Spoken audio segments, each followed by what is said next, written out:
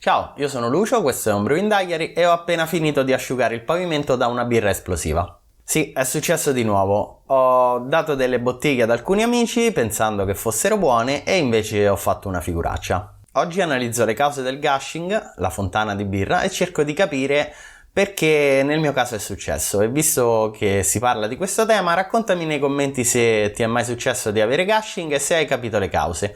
Condividere le esperienze può essere istruttivo e soprattutto consolatorio. La cotta incriminata è stata una New England IPA, di cui lascio il link del Grain to Glass in descrizione. Al momento dello stappo fallimentare erano passati circa 2 mesi dall'imbottigliamento e mi sono trovato con una doccia di birra. Tanto ormai tra perdite durante la cotta, rubinetti aperti durante i travasi e birre esplosive, il mocio è sempre a portata di mano e pronto ad entrare in azione. Comunque, sul lotto di bottiglie, che erano circa una ventina, ho avuto gushing in 7 bottiglie e oggi cerco di capire perché andando ad analizzare le varie cause del gushing. Sigla, anzi, nuova sigla. Quando si pensa al gushing, la prima causa che viene in mente è quella di aver usato troppo zucchero in priming. E quindi qui abbiamo 2 vie che posso considerare. La prima è appunto la sovraccarbonazione. Ho aggiunto 5,4 grammi litro di zucchero utilizzando una siringa per essere più preciso e avere la stessa carbonazione in tutte le bottiglie. Volevo infatti arrivare a 2,3 volumi di CO2. Seppure la carbonazione è abbastanza altina, non mi sento di considerare questa come causa del gushing. Infatti sembra che la CO2 disciolta in bottiglia resti comunque disciolta, seppure in dosi molto elevate, e quindi non dovrebbe creare quell'effetto fontana. In più ho già carbonato altre birre con un volume di CO2 così alto e non è successo che ci fosse gushing. L'altra causa per la sovraccarbonazione potrebbe essere la FG al momento di imbottigliare, che non era stabile. Ho usato un lievito che ha attenuato l'80%, arrivando quindi a un FG dopo il dry hopping di 1,007, che era stabile. E se non fosse stata stabile avrei avuto gushing più o meno in tutte le bottiglie, mentre così non è stato. Quindi mi sento di escludere anche questa causa. Ovviamente va anche considerato che le bottiglie in cui ho avuto gushing sono state le ultime, quelle che hanno avuto più tempo di maturazione, in cui il lievito avrà sicuramente prodotto più CO2. L'altra macro causa che può creare gushing è quella dei punti di nucleazione, e ci sono vari fattori da considerare. Il primo tra tutti è quello della creazione di ossalati di calcio. Gli ossalati di calcio infatti si creano durante il mash e se non decadono arrivano fino in bottiglia creando dei punti di nucleazione.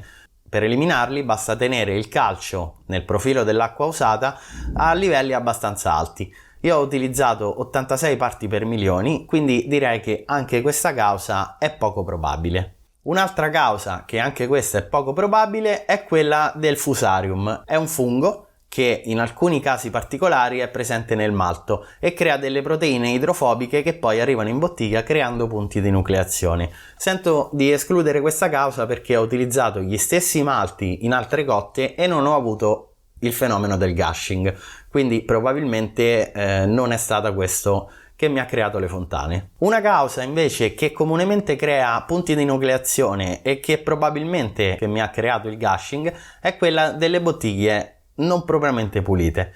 Infatti utilizzo il forno per sanificare le bottiglie dopo averle accuratamente lavate subito dopo averle bevute, ma è possibile che ci siano stati dei granelli di polvere all'interno che poi hanno permesso alla CO2 di accumularsi. Inoltre anche lo scovolino, se troppo duro, può creare dei micrograffi invisibili all'occhio ma molto ben visibili al lievito, che in quel caso andrebbe ad accumulare la CO2 proprio in quei punti. Le ultime 2 cause che voglio analizzare invece sono collegate. La prima è quella delle farine. Infatti nel grist ho utilizzato un'alta percentuale di fiocchi e la birra era decisamente torbida.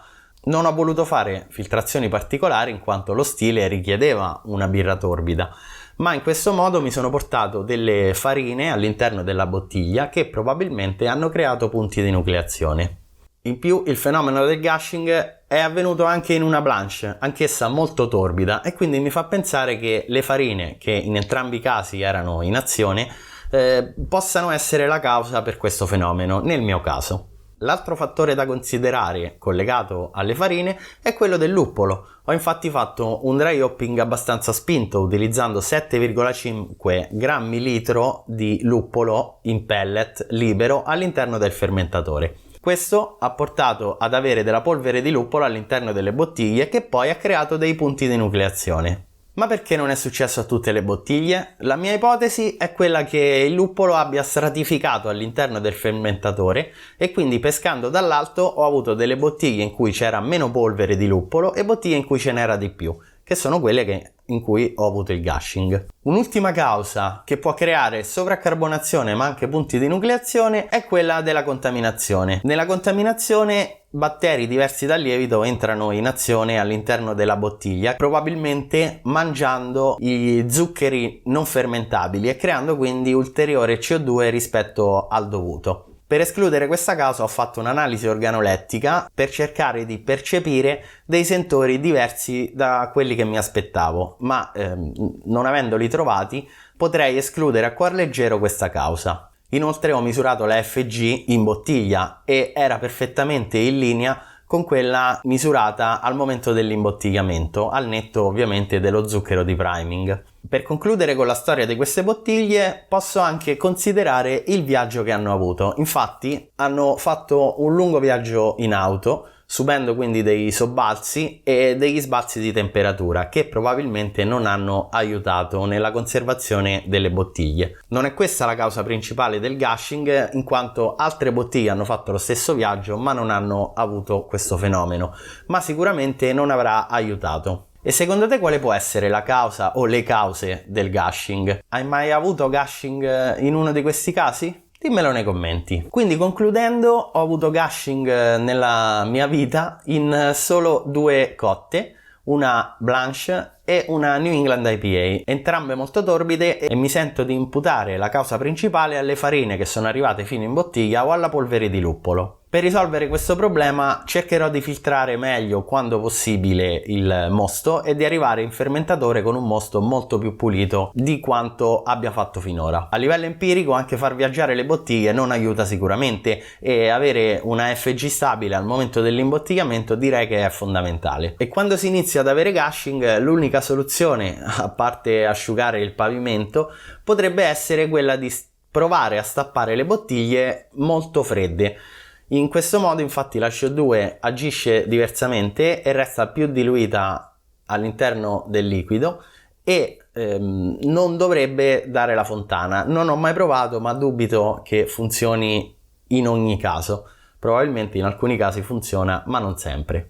Inoltre provare a stappare la bottiglia per farla scarbonare e poi ritapparla sarebbe controproducente. Infatti sì, uscirebbe la CO2 ma entrerebbe ossigeno che nel caso di una New England IPA porterebbe inevitabilmente ad ossidazione e quindi a una birra che si rovinerebbe comunque. E questo è tutto. Se il video ti è piaciuto lascia un like per il mocio, iscriviti al canale e attiva la campanella se non vuoi perdere i prossimi aggiornamenti e raccontami nei commenti le tue esperienze con il gushing.